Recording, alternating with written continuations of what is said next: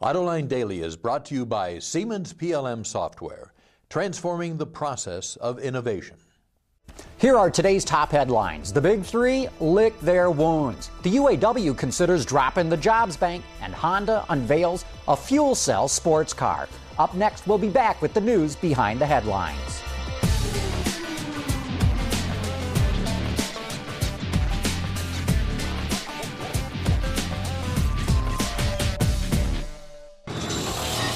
This is Autoline Daily for Friday, November 21, 2008, and now the news. After a disastrous week of testimony in Washington, the CEOs of the Big Three and the president of the UAW retreated back to Detroit to lick their wounds and figure out their next step. WWJ News Radio 950 reports the UAW is now looking at dropping the jobs bank, where thousands of auto workers who don't work still get paid. The Big Three better come up with some good concessions of their own, because Congress is in no mood to give them a dime unless they can prove they have a viable business plan going forward. The next step comes December 6, when Democrat Michigan Senators Levin and Stabenow want to introduce legislation to change the rules for the $25 billion to retool Big Three plants. They want to let the automakers get some of that money immediately as a bridge loan. But they crossed the aisle to join President Bush and the Republicans who first floated that idea. And the Democratic leaders, Nancy Pelosi and Harry Reid, are dead set against it. Why? Because the environmental lobby went ballistic.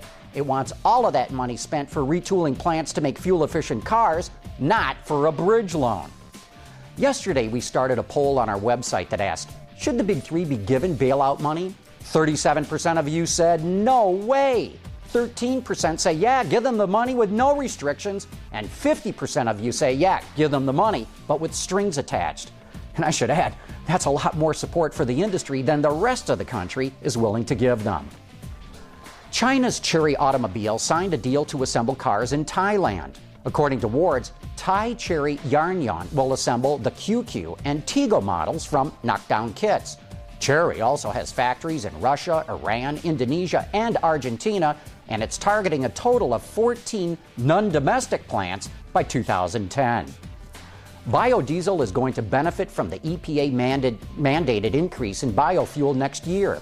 According to Wards, about 24% of the renewable fuels expected to enter the pipeline in 2009 will be biodiesel. The Energy Independence and Security Act, which was passed into law last year, mandates that 36 billion gallons of biofuel be used in the U.S. by 2022. Honda unveiled a three-seat concept car at the LA Auto Show called the FC Sport. It's designed to have supercar performance and zero emissions. It's powered by a hydrogen fuel cell and features an ultra-lightweight body and powerful electric motors, and demonstrates great packaging flexibility with a fuel cell. No word yet if it'll ever make it into production. And in other Honda news, the company is cutting North American production. The majority of those cutbacks will come from the Pilot SUV and Odyssey minivan. In another LA reveal, Smart showed off a special edition of its two-seat city car called the Brabus. This car features a retuned transmission, a lowered suspension, and new wheels. The standard model will start at about $18,000, while the Cabriolet will sticker for, get this, 30 grand. 30 grand? What was that line about P.T. Barnum's about one being born every minute? Well, coming up next in our feature story, we'll take a closer look at the all-electric Mini E, and we'll be back right after this. Siemens, transforming the process of innovation. As we mentioned in yesterday's show, BMW premiered the electric version of its popular Mini Cooper at the Los Angeles Auto Show. But before they dropped the curtain on the car, the company packed a local hotel roof with worldwide media to give them a glimpse at the standard Mini on steroids. 400 plus pounds heavier, with batteries lasting maybe 150 miles. Reporters got a chance to drive it around, though some needed a little help getting started. Okay, so I push? Yes. One. Then I hit the brake pedal? Yes. 2. Yes. Ready. Easy. Easy.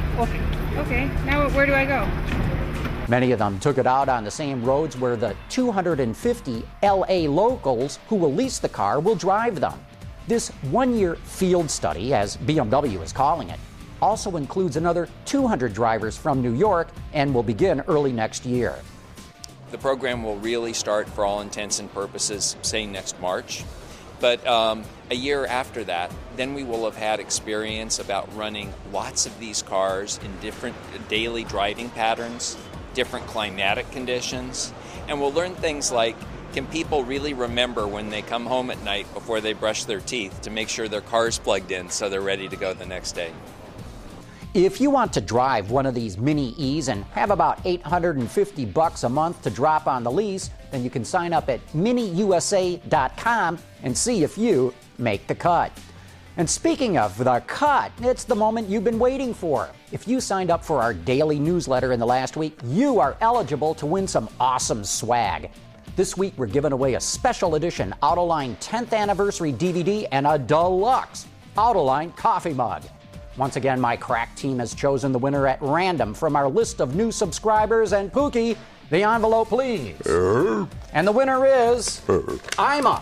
It's Ima Doofus, ladies and gentlemen. Ima. Ha, ha, ha, ha, ha, ha. Very funny, Pookie. Give me the real envelope. And the winner of this week's prize giveaway is Steve Harkins. Congratulations, Steve Harkins. If you haven't signed up yet for our email newsletter, it's not too late. You can still get every episode of Autoline Daily delivered right to your inbox. Just click on the newsletter link at our website, AutolineDaily.com, and join now. Anyway, that's it for today's show. Thanks for watching. We'll see you next week.